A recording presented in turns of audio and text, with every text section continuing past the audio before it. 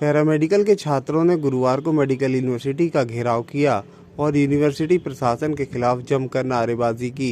Paramedical student का आरोप है कि मेडिकल यूनिवर्सिटी में प्रवेश परीक्षा और रिजल्ट तीनों चीजों में धांधली है।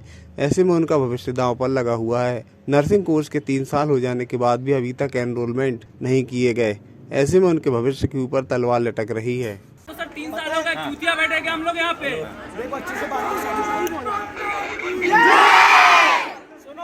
अरे शिक्षा के दलालों को, अरे शिक्षा के दलालों को, अरे शिक्षा के दलालों को। हम जितने भी बच्चे यहाँ पे अधिकारी को मारने आए क्या? नहीं। विश्वविद्यालय है हम आपका, नहीं किसी के बाप का। विश्वविद्यालय है हम आपका, नहीं किसी के बाप का। विश्वविद्यालय है हम आपका, नहीं किसी के बाप का। कुलपति हमसे बात करो, बात करो, बात करो। चेक करो, अरे शर्म नहीं तो डूब मरो, डूब मरो, डूब मरो। अरे मेडिकल छात्रों के भविष्य के साथ खिलवाड़ करना बंद करो, बंद करो, बंद करो। अरे मेडिकल स्टूडेंट के साथ खिलवाड़ करना बंद करो, बंद करो, बंद करो। MBBS को छोड़कर बाकी सारे संकायों के छात्र आज इस मेडिकल विश्वविद्यालय आए। उनके साथ जैसे कि 20-21, 21-22 और 22-23 सत्र के नर्सिंग पैरामेडिकल के छात्रों का भविष्य खतरे में है, क्योंकि 20-21 में कुछ ही छात्रों का एनरोलमेंट किया गया है। उनकी आज 3 साल बीत जाने के बाद ही परीक्षाएं आयोजित नहीं कराई गई, और जिनका एनरोलमेंट नहीं कराया गया है, 4 साल का BSc नर्सिंग का कोर्स होता है, 3 साल बीत गए, एनरोलमेंट नहीं हुआ, कब उनकी परीक्षाएं होंगी, कब उनके पास डिग्री आएगी। इस मेडिकल विश्वविद्यालय में प्रवेश में अनियमितताएं हैं, परीक्षा में अनियमितताएं हैं, और परिणाम में तो आप देख ही रहे हैं, आए दिन अनुपस्थित छात्र की पास हो जाता है और उपस्थित फेल हो जाता है। तो इस प्रकार का खेल इस विश्वविद्यालय में चल रहा है। जैसे कि इस विश्वविद्यालय के सभी अधिकारी अपनी जिम्मेदारी से दूर जाते हैं, वो अयोग्य हैं, सक्षम नहीं है कि वो छात्रों के काम को समय पर कर पाएँ, और सभी के ऊपर कहीं ना कहीं अनियमितताएं एवं भ्रष्टाचार के अंजाम पूर्व में लगे हुए हैं। तो इन अधिकारियों के रहते हुए हमें लगता नहीं है कि छात्रों का भविष्य सुरक्षित है। हम प्रदेश सरकार से निवेदन करते हैं कि ऐसे अधिकारियों पर कमर कसी जाए, या तो इनको घर बैठाया जाए, या फिर इनको छात्रों के हित में कार्य करने पर मजबूर किया जाए।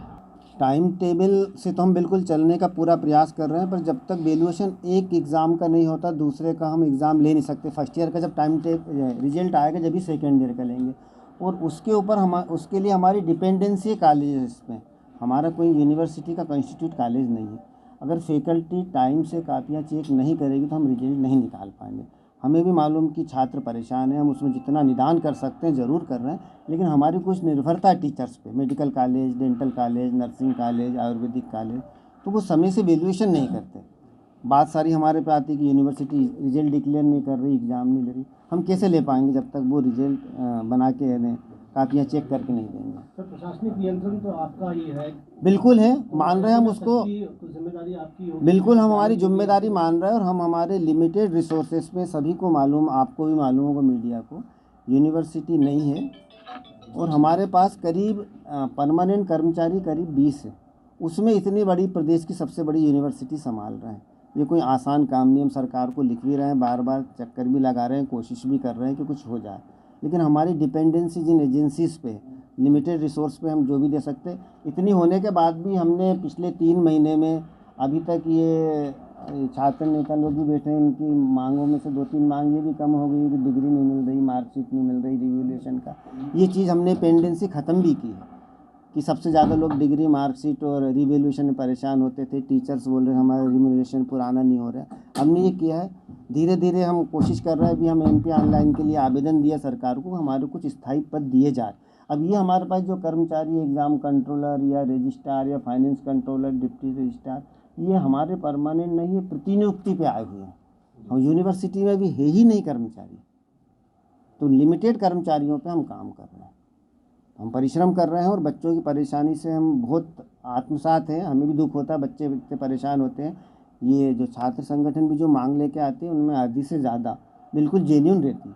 हम चाहते हैं इनसे भी संवाद बनाए, और उन्होंने ऐसा नहीं कि हम ये मांग पत्र लिया और डाल दिया। इनके जितने भी संगठनों ने दिया, हमने उसकी फाइल बनाई, उसको एक एक बैठ के चिन्हित किया और कौन कौन सी जेन्युइन है उसको सॉल्व भी किया। अभी इनके साथ हम साझा भी करेंगे ये बातें कि जो मांगे ये रखते हैं कोई बेकार की नहीं है, इसमें बहुत सारी काम की रहती है और हमारे को संज्ञान में कई बार देखने के बाद आता है कि ये कैसे चूक गया, तो हम उनको संज्ञान भी लेते हैं और उस पर एक्शन भी करते हैं।